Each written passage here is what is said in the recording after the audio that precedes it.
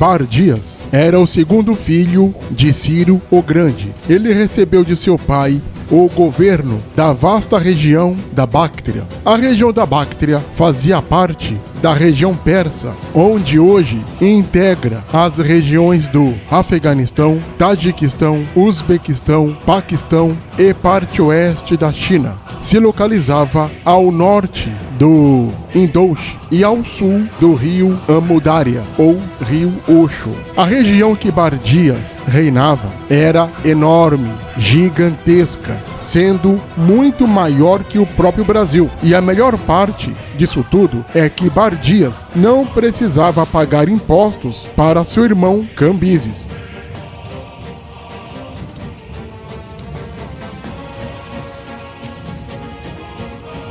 Bardias era um governante tão bom quanto fora seu irmão mais velho, e igualmente tão bom quanto seu pai Cambises. Bardias era um exímio esgrimista, atirador de flechas, era ótimo com a lança e um inteligentíssimo líder militar. Seu irmão Cambises era o rei por direito, pois ele era o mais velho dos irmãos Aquemênidas, mas ele estava muito encantado com o Egito. Cambises não estava governando o Império dos Medos como deveria, pois ele ficou morando no Egito e se proclamou faraó, deixando os assuntos de Estado lá na Média com seus ministros. Acontece que havia protocolos políticos e assuntos graves de Estado que precisavam da atenção do rei, mas ele estava um tanto distraído da política e da economia estatal da Média. O grandioso reino Medo começou a ter problemas com isso. Os nobres e os ministros, vendo que Cambises não tomava uma decisão e não queria voltar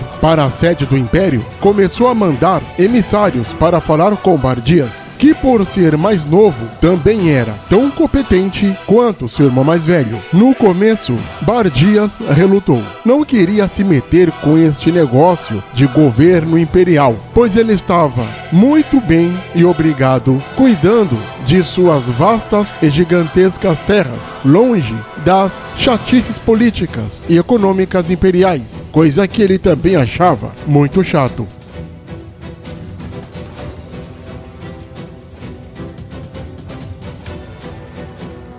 Vendo que os emissários do reino não paravam de ir até ele, Bardias então resolveu se meter nos assuntos do reino e disse que seria o novo rei em lugar de seu irmão. No mês de março do ano 522 a.C., Bardias se proclama o verdadeiro imperador da Média, e Cambises, sabendo disso, fica preocupado e no mesmo instante resolve sair do Egito, abandonando a boa vida de faraó, e vai ao encontro de seu irmão, que acabara de se proclamar rei em seu lugar. Mas Cambises morre no caminho, e ele morre no ano 522 a.C. Cambises fora assassinado na Síria, quando estava indo encontrar seu irmão mais novo.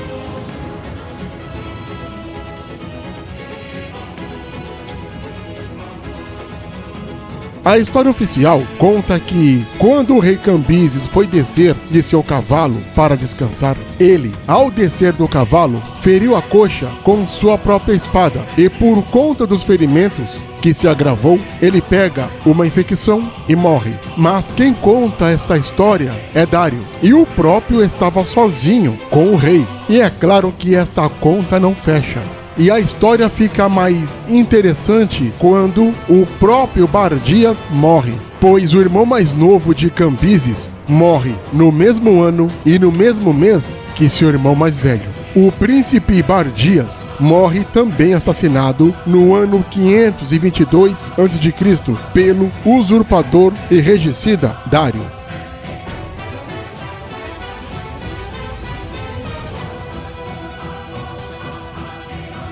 Diz a história oficial que Bardias morreu assassinado a mando de seu irmão Cambises. Mas acontece que Cambises morreu antes de Bardias. Depois de assassinar o rei, Dário saiu da Síria e foi ao encontro de Bardias. Dário, que era também da família dos Aquemênidas e, portanto, parente de Bardias e de Cambises, foi com 6 conspiradores tentar matar Bardias. O príncipe estava em seus aposentos reais, no forte chamado Sikayavatish, e nesse lugar, Bardias se encontrava com Faidin, ou Fedma, que era uma de suas esposas. Os 7 conspiradores entraram e tentaram matar Bardias, até que Atafernes, irmão de Dário, mata Bardias com uma facada. Uma vez assassinado o príncipe, Dário não queria cometer o mesmo erro de sumir com o corpo. Agora, desta vez, os guardas reais, embora estivessem fora dos aposentos do príncipe, ainda assim estavam próximos o bastante para suspeitar dos barulhos que ouviram dentro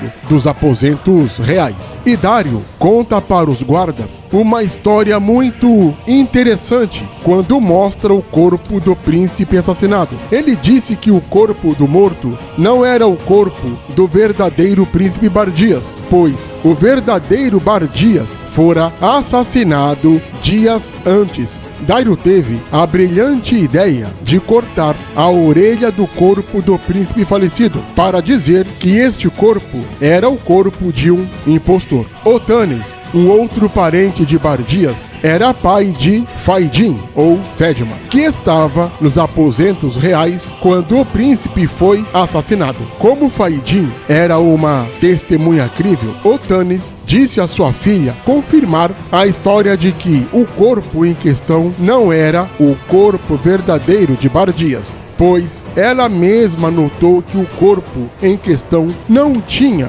uma das orelhas e que o corpo verdadeiro do príncipe legítimo tinha, obviamente, 2 orelhas. Ela disse justamente o combinado, que quando estava com seu marido, ela notou que ele não tinha uma das orelhas e, portanto, este morto era mesmo um impostor, pois o verdadeiro Bardias tinha 2 orelhas. Foi acordado em chamar os médicos reais para examinar o corpo, mas os conspiradores, claro, já tinham dado sumiço com o corpo de Bardias. Ninguém podia examinar o corpo para conferir se o corpo do morto tinha orelhas ou não, e também se o corpo era mesmo o corpo do príncipe, ou se era o corpo de um impostor.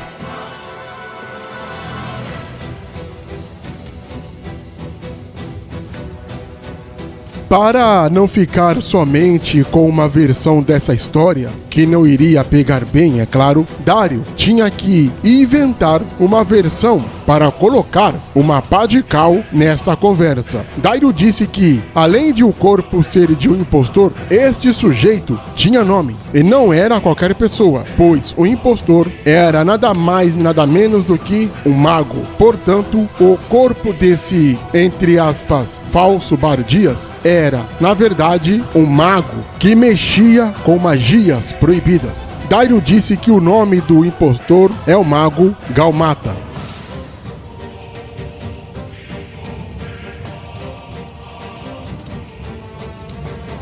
E assim, com esta história fajuta, Dário consegue mais ou menos que ludibriar a questão. E com os 2 regentes mortos, Dário assume, enfim, o trono da Média.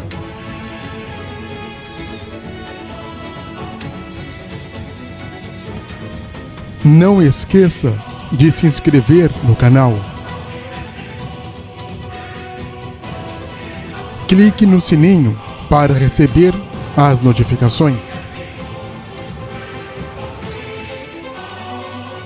Compartilhe o canal. Dê o seu like. Deixe também seu comentário.